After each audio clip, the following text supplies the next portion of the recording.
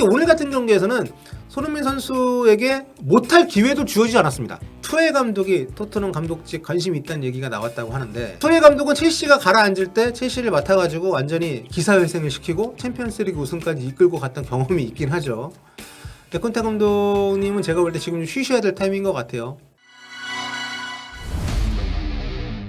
맨시티 정말 이상합니다. 토트넘만 만나면은 자기 축구를 못해요. 지난 시즌에 홈앤더웨이 모두 토트넘에게 패배했던 맨시티인데, 자 그래서일까요? 과르디올라 감독의 생각이 많았던 것 같습니다. 상당히 뜻밖의 선발 라인업을 들고 나왔고, 그럼에도 불구하고 경기 내용이 안 좋았어요. 계속 기회를 잡긴 했고 점유율은 높게 가져갔습니다만 결정적인 상황을 만들지 못했고요. 무엇보다 홀란드가 많이 좀 묶여 있었어요. 그런 과정에서 토트넘이 전반 막판에 연달아 골을 넣었습니다. 44분에 셉셉이의 골, 벤탄쿠르 선수의 압박이 굉장히 성과를 내면서 이제 골이 나왔고요. 그 다음에 추가 시간에 에메르송 로얄이 골을 넣었습니다. 로얄이 이날 정말 못했거든요. 근데 막판에 혼전 상황에서 로얄이 정말 열심히 박스 안으로 침투를 해줬고, 이 상황에서 측면에 있던 해리케인의 슈팅이 굴절돼서 나온 것을 로얄이 아주 동물적인 반사신경으로 바로 머리에 갖다 대면서 추가골.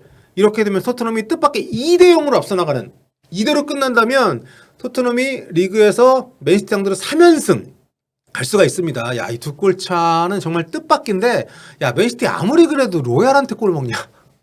자, 참고로 로얄 선수는 지난 시즌에 한 골 있었고요. 올 시즌 첫 골입니다. 자, 손흥민 선수 움직임 나쁘지 않거든요. 오늘 왼쪽에 나와서 특히 상대 오늘 오른쪽 백이지만 사실상 중앙으로 들어와서 뛰고 있는 루이스 선수 수비에 많이 좀 신경을 쓰긴 해야 됐고, 또 상대가 낮은 위치에서 빌드업할 때 오늘 전방 압박 많이 띄워주고 있습니다. 그런 부분들이 있긴 하지만 볼을 잡았을 때 오늘 토트넘의 첫 유효슈팅 기록한 건 또 손흥민 선수고, 나쁘지 않기 때문에 지금 또 맨시티가 두 골 뒤에 있으니까 또 올라오지 않겠습니까? 그리고 전반에 알 수 없는 이유로 대체 왜 뺐을까요? 아무튼 조금 의외였던, 선발 제외가 됐었던 화려한 벤치 라인업. 네, 주앙 캉셀루, 후뱅 디아스, 케빈 데브라이너, 베르나르도 실바, 필포든 이런 선수들 들어와서 또 공격 엄청 할 거거든요. 그러면 어떻겠습니까? 또 뒷공간 열리겠죠? 자, 그 공간에서 동료들이 조금만 더 볼을 빨리 넘겨준다면 오늘 컨디션 나쁘지 않은 손흥민 선수, 네, 충분히 골을 만들어낼 수 있을 거라 믿으면서, 자, 후반전 더 기대가 되는 오늘 경기입니다. 자, 전반전 경기력이 좋지 않았음에도 불구하고 상대의 어설픈 수비 덕분에 두 골을 만들어냈었던 토트넘, 무려 2대0으로 앞선 채로 맨체스터 시티와 원정 하프타임을 맞이했었는데, 저는 과르디올라 감독이 후반전에 교체를 좀 이른 시간에 할 줄 알았거든요. 하지만 교체를 하지 않고서도 선수들의 방향을 바꾸는 것만으로 분위기를 완전히 전환을 시켰습니다. 손흥민과 페리시치가 있는 토트넘의 왼쪽 라인, 그러니까 마리즈를 중심으로 오른쪽 공격을 굉장히 집중적으로 파고들었고요. 토트넘이 전반전에 전방 압박을 세게 걸면서 체력적으로 굉장히 좀 부담이 왔던 후반전인데, 후반 초반 그 장면을 좀 버텼다면 어떻게 될지 몰랐습니다만, 좀 이른 시간에 연속해서 실점을 하면서 분위기를 완전히 뺏겨버렸습니다. 그러면서 맨시티에게 완전히 분위기를 넘겨줬고요. 그리고 마레즈에게 연속골 추가로 내주면서 무려 2대0 경기를 2대4 대역전패를 당한 토트넘입니다. 정말 전반전에 그 상승세를 후반으로 이어가지 못한 것도 못한 겁니다만, 제가 좀 안타까운 건 그거예요. 토트넘이 맨시티를 상대합니다. 심지어 맨시티와의 전반전 한 30분 정도까지 골키퍼보다 볼터치가 많았던 공격수가 없었어요. 토트넘이 그만큼 공격 쪽에 거의 기회가 오지 않는 상황에서 약간 럭키한 리드를 잡았단 말이죠. 그렇다면 후반전에 본인들이 전반전에 그렇게 전방 압박하면서 체력을 소모했다면, 후반전은 좀 더 보수적으로 운용을 하면서 좀 템포를 좀 늦추고 맨시티의 템포에 따라가지 말고, 점유율은 내줄 수 있어요. 맨시티랑 경기하는 팀 중에서 점유율을 안 내주는 팀은 거의 없으니까 내주고 본인들이 좀 지키는 축구를 해야 되는데, 이것도 아니고 저것도 아닌 전반전하고 별 다를 바가 없는 그런 경기 운영을 했습니다. 그러다가 마리즈에게 때려맞고 페리시치가 결정적으로 실수하고 하면서 너무도 쉽게 주도권을 내줬죠. 콘테 감독에게 지금 비판이 쏟아지는 지점은 바로 이 부분입니다.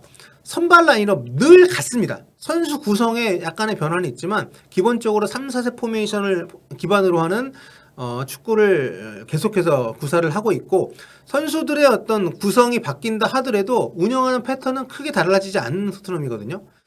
그렇기 때문에 토트넘의 축구를 프리미어리그 19개 팀들이 다 알고 있습니다. 그리고 토트넘을 상대하는 팀들의 공통된 수비법, 손흥민과 케인의 연결고리를 막습니다. 이거는 저희가 여러분 손흥민 선수가 한국 선수이기 때문에 하는 얘기가 아니에요. 손흥민과 케인의 합작골이 올 시즌 들어서 눈에 띄게 없어졌잖아요. 손흥민 선수가 골이 적어졌다 하더라도 둘이 합작해내는 골만 없어진 게 아니라 둘이 주고받는 패스 자체가 굉장히 줄어들었습니다. 그런데 상대가 그걸 알고 막고 들어오는데도 불구하고 다른 루트를 전혀 개척을 못하고 그나마 개척한 게 유일하게 페리시치에게 크로스를 무한 크로스를 하게 하는 요거밖에 없거든요. 그러니까 이것마저도 지금 완전히 파악이 되다 보니까 토트넘은 지금 팔다리가 잘린 채로 공격 루트가 전혀 없이 경기를 하면서 정말 답답한 축구를 하고 있고요.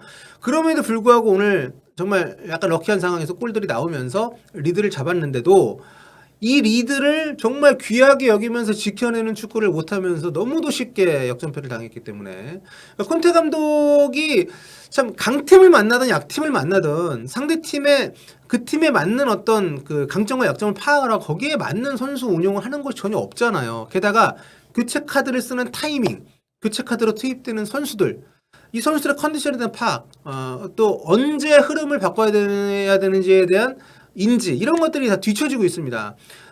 이래 페리시치가 너무 실수가 많았기 때문에 제가 실점하기 전부터 얘기했잖아요. 입중계 보시는 분들 아시겠습니다. 후반 초반에 제가 얘기했습니다. 페리시치 바꿔야 된다. 근데 그들이 실수하면 연속골 내줬죠.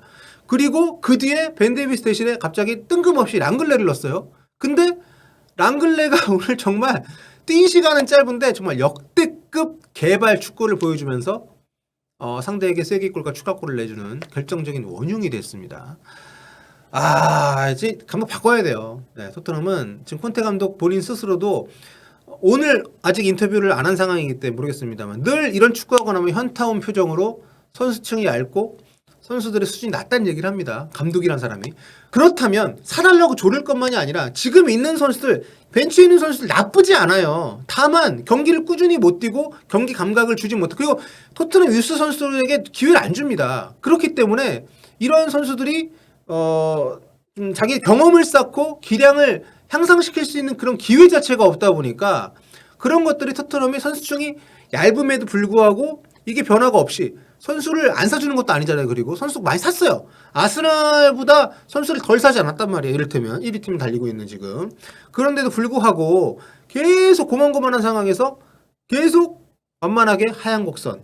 그러다가 최근 들어서 완전히 꼬꾸라지고 있는 감독 탓이에요. 이거는. 네.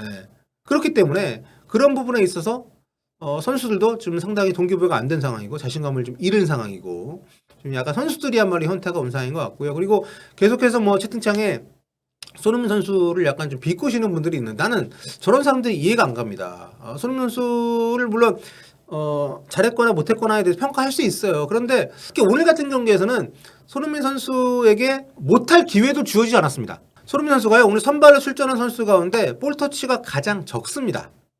오늘 케인도 완전 봉쇄가 되는데 케인보다도 적습니다. 그런데 오늘 가장 유효슈팅을 토트넘에서 먼저 기록한 선수 손흥민이었고요. 오늘 움직임도 좋았어요. 경기 보신 분들은 아십니다. 근데 그 움직임을 동료들이 발견을 해주지 못하고 그 안쪽으로 패스를 주기보다는 뒤로 주거나 사이드로 빼주거나 이런 식으로 계속 반복이 되다 보니까 손흥민 선수가 오늘 못할 기회조차 주어지지 않았는데 오늘 경기 뭐 다른 경기는 몰라도 오늘 경기를 보고 손흥민 선수를 비판하는 것은 저는 좀 약간 좀 과하다 이렇게 보고요. 아무튼 토트넘은 지금 가라앉는 배의 느낌입니다. 정말 제가 웬만해서는 손흥민 선수 이적에 대해서 뭐 종용하는 얘기를 절대 하지 않는데 도전을 좀 했으면 좋겠어요. 새로운 팀에서. 나이도 이제 이적할 수 있는 뭐랄까요 그레이드가 낮은 팀으로 가는 거 말고 비슷한 수준 혹은 더 나은 팀으로 갈 수 있는 그런 시간이 많지 않습니다. 정말 이런 얘기까지 제가 드릴 만큼 지금 토트넘 콘테 감독 체제에서 쉽지 않습니다. 투엘 감독이 토트넘 감독직 관심이 있다는 얘기가 나왔다고 하는데 투엘 감독은 첼시가 가라앉을 때 첼시를 맡아가지고 완전히 기사회생을 시키고 챔피언스리그 우승까지 이끌고 갔던 경험이 있긴 하죠. 근데 콘테 감독님은 제가 볼 때 지금 좀 쉬셔야 될 타이밍인 것 같아요. 본인이 직접 토로했지만 정신적으로 많이 지셨다고 뭐 팀에도 불만이 많고 또 주변 지인들에게 안 좋은 일도 많고 가족과 떨어져 있는 시간이 길다 보니까 좀 힘들다는 얘기를 했었는데 정말 쉬셔야 되는 타이밍인 것 같다는 생각이 좀 많이 듭니다. 최근의 경기들을 봤을 때. 그리고 콘테 감독의 뭐 잔류 여부와 상관없이 정말 저는 케인이 이미 재계약 아예 썰도 안 나오지 않습니까? 저는 케인은 이번 여름에 90% 이상 떠난다고 보고 경기 얘기해야 되는데 너무 안타깝습니다, 토트넘. 자, 아무튼 오늘 뭐 후토크 얘기는 여기서 일단 정리하고요. 평점 얘기 또 만들고 분석 얘기도 한번 또 덧붙여서 추가 영상 좀 만들어 볼게요.